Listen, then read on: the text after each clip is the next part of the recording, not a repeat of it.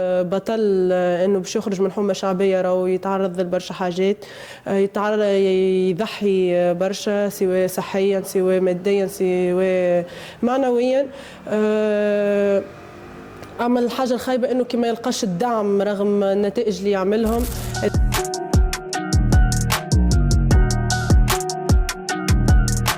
عسلامة ومرحبا متابعي 100% سبور. اليوم على البطل العالمي في رياضة الكونغ فو البطل ريمال خليفي. شاركت في بطولة عالم 2023 وتحصلت على الميدالية الذهبية زادة في تكساس في أمريكا، وبعدها 2024 تحصلت على البطولة الذهبية في تركيا في بطولة البلقان، ومؤخرا تحصلت على الميدالية الفضية في كأس العالم في الصين.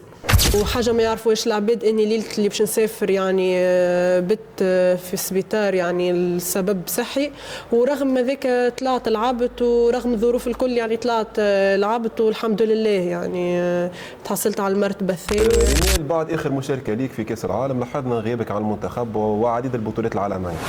والله هشام كي طلعت كنت مريضه وزدت كي روحت يعني روحت باصابات يعني تعرضت لها في وسط الكومبا، ورغم ذلك روحت ما لقيتش يعني فتره العلاج نتاعي كانت طويله وقعدت نستنى بريود باش نتعالج. وحاجة أخرى هاشم إني كي روحت لقيت لا دعم لا مادي لا معنوي.